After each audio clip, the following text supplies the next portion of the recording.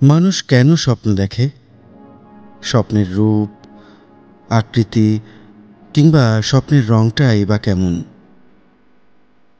এটা কি টুকটুকে লাল, তীব্র নীল, নাকি মরচে পড়া কোডাকের ঝাপসা নেগেটিভের মতো ধূসর বর্ণচ্ছটা? আচ্ছা, মানুষ কি তার স্বপ্নের অর্থ জানে? সব স্বপ্ন কি আসলেই সত্যি হয়, নাকি স্বপ্ন শুধুই এক অস্পৃশ্য মায়াজাল?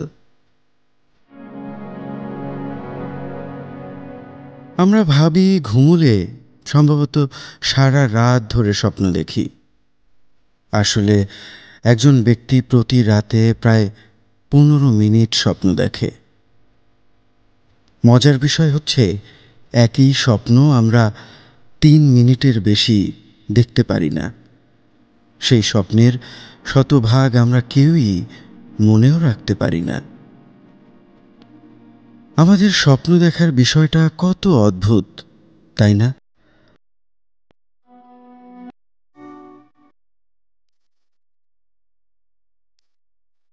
স্বপ্ন কি শুধুই আমাদের মনের গহীনে ভেসে ওঠা অলীক কিছু? না, স্বপ্ন মানে শুধু চোখের ঘুম নয়। স্বপ্ন মানে জীবনের অদেখা, অধরা, অথচ স্পর্শযোগ্য কিছু।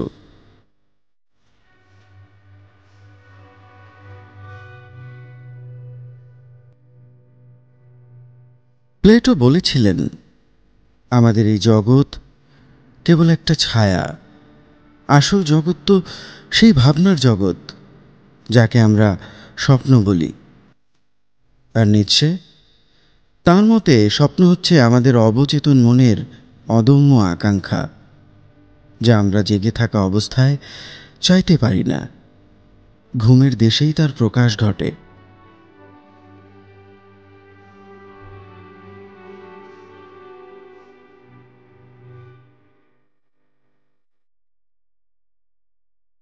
প্রিয় শ্রোতা, যমুনা ডিজিটালের আয়োজন কথকতায় আপনাকে স্বাগতম।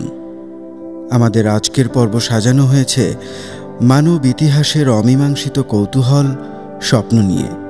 চলুন জাগতিক নিয়মের সব জাল ছিন্ন করে খানিক সময়ের জন্য স্বপ্নের প্রান্তর থেকে একটু ঘুরে আসি।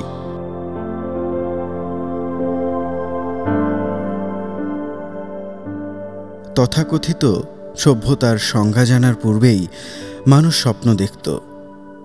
সময়ের বিবর্তনের সঙ্গে মানুষের স্বপ্নের গণ্ডিও বিস্তৃত হতে লাগল বহু দূর। প্রাচীন গ্রিক ও রোমান সভ্যতার লোকেরা স্বপ্নের কোনো ঐশ্বরিক ক্ষমতা আছে বলে বিশ্বাস করত। মেসোপটেমীয় সভ্যতায় কাদামাটির ক্যাপসুলই স্বপ্ন সম্পর্কিত মানুষের ক্রিয়াকলাপের সবচেয়ে পুরাতন আবিষ্কৃত নথি বলে ধারণা করা হয়।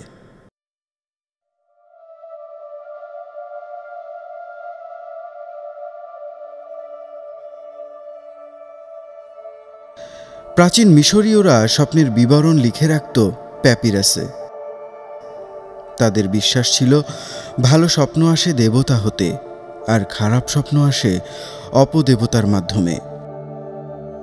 তখনকার সময়ে সুন্দর স্বপ্ন দেখার জন্য তাদের মধ্যে ধ্যান বা তপস্যার রেওয়াজ ছিল।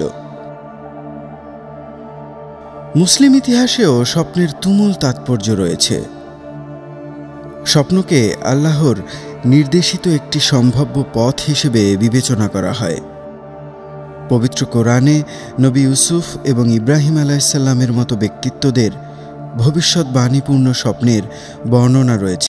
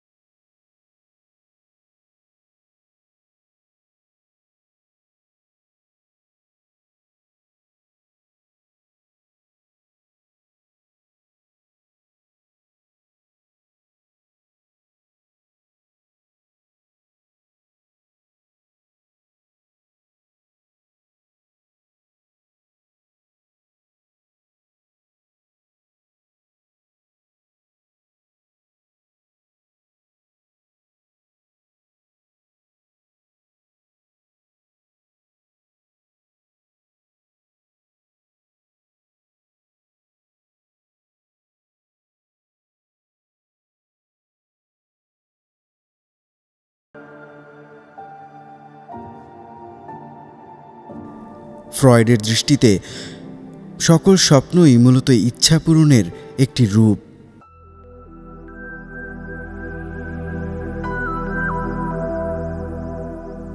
যদিও পরবর্তীতে তিনি বিয়ন্ড দ্য প্লেজার প্রিন্সিপাল নামক রচনায় এমন কিছু স্বপ্নের উদাহরণ দিয়েছেন যেগুলোতে ইচ্ছার পূর্ণতা খুঁজে পাওয়া যায় না। ফ্রয়েড বলেন, স্বপ্নের ব্যাখ্যা কখনোই এককভাবে সম্ভব নয়। এটি স্বপ্নের শাসক তত্ত্বের এবং অন্যান্য সকল তত্ত্বের বিরোধী। বিজ্ঞান বলছে স্বপ্ন হল স্রেফ মগজের বৈদ্যুতিক প্রণোদনা, যা আমাদের স্মৃতি থেকে নির্বিচারভাবে আমাদের ভাবনা ও কল্পনার বিষয়গুলোকে তুলে আনে। মানুষ যখন ঘুম থেকে জাগে তখন মনে স্বপ্নের একটি কল্পরূপ দাঁড় করায়।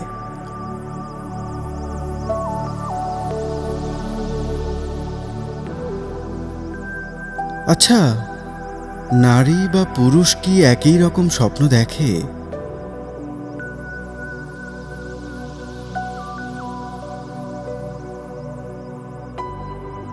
মনোবিজ্ঞানীরা বলেন, পুরুষের স্বপ্ন নারীর স্বপ্নের চেয়ে আলাদা। পুরুষের স্বপ্ন আক্রমণাত্মক এবং নারীর স্বপ্ন কিছুটা কোমল। পুরুষ ও নারীর স্বপ্নে সমগোত্রের লিঙ্গের অনুপাতও ভিন্ন। যেমন, যদি পুরুষ স্বপ্নে একজন পুরুষ দেখে, তাহলে নারীরা তাদের স্বপ্নে দুইজন নারী দেখতে পাবে। সে যাই হোক, সাহিত্যিক, চিত্রশিল্পী, চলচ্চিত্রকার, তাদের জন্য স্বপ্ন একটি নির্ভরতার জায়গা। অনেক ক্ষেত্রে গণিতবিদ, পদার্থবিজ্ঞানী ও মহাকর্ষবিদদেরও স্বপ্নের আশ্রয় নিতে হয়।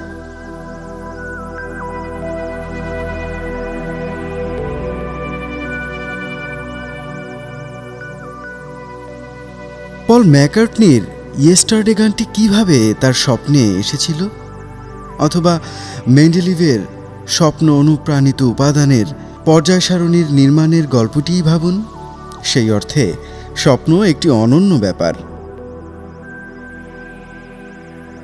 স্বপ্ন আমৃত্যু মানুষকে শাসন করে।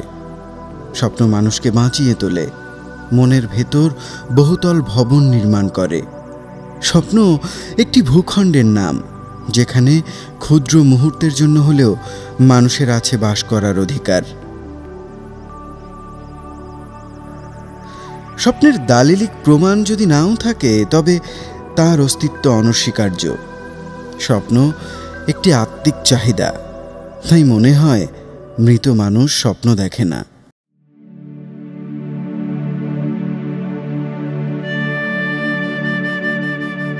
স্বপ্ন কি সত্যি হয়? ফ্রয়েড দাবি করেছিলেন, প্রতিটি স্বপ্নেরই পূর্ববর্তী অভিজ্ঞতার সঙ্গে একটি সংযোগ বিন্দু থাকে।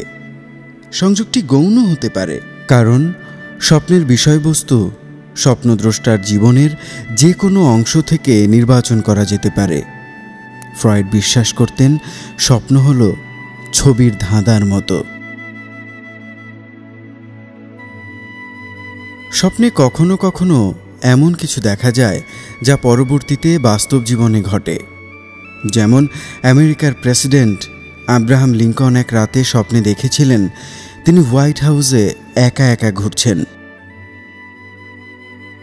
কোথাও কাউকে দেখতে পাচ্ছিলেন না। অস্ফুট স্বরে শোনা যাচ্ছিল কান্নার শব্দ।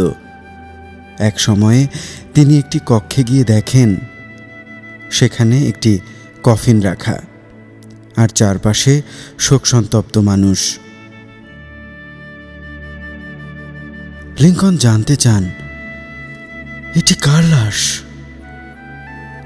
তখন তাকে বলা হয়, এটি প্রেসিডেন্টের লাশ এবং তিনি আততায়ীর হাতে নিহত হয়েছেন। এই স্বপ্নের প্রভাব লিঙ্কনের উপর ভীষণ তীব্র ছিল। সারা রাত ঘুমাতে পারেননি। তার মনে হয়েছিল হয়তো তিনি জীবনের শেষ পর্যায়ে চলে এসেছেন। কিছুদিন পরেই লিঙ্কন আততায়ীর হাতে মারা যান, ঠিক যেমনটা তিনি তার স্বপ্নে দেখেছিলেন।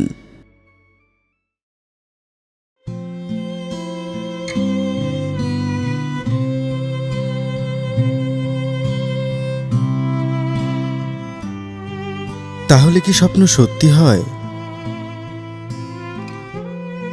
স্বপ্ন তখনই সত্যি হয় যখন মানুষ তা বাস্তবায়নের জন্য মরিয়া হয়ে যায়। স্বপ্ন তখনই জীবন্ত হয়ে ওঠে যখন কেউ তার জন্য সমস্ত শৃঙ্খল ভেঙে দেয়। স্বপ্ন মানুষকে চন্দ্রযানে তোলে। স্বপ্নই দেয় মহাকালের সঙ্গে পাল্লা দিয়ে বাঁচার শক্তি। স্বপ্ন মানুষকে তার গন্তব্যের মুখোমুখি দাঁড় করায়।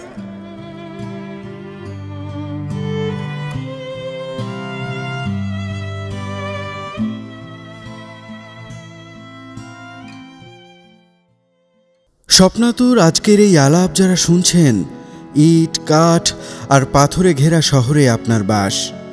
বিষণ্ণ বাতাস আপনাকে ফিস ফিস করে শোনায় জরাগ্রস্ত আঁতুর ঘরের কথা।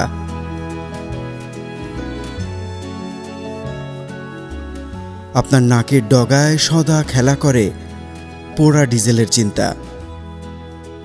আপনার চোখের পাপড়িতে লেপ্টে থাকে মন ভাঙা শালিকের ডানা। তবুও আপনাকে স্বাগতম, কারণ আপনি সেই ডানার মাঝে বনসাই ফলান। তবু আপনাকে অভিবাদন, কারণ আপনি ডিজেল গর্তে বসন্তের ফুল ফোটান।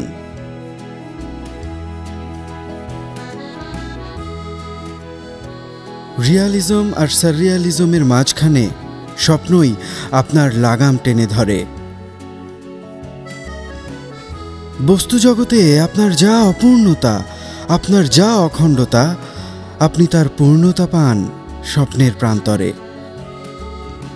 পার্থিব পৃথিবী থেকে এসকেপিস্ট হতে আপনাকে সাহায্য করে স্বপ্নই।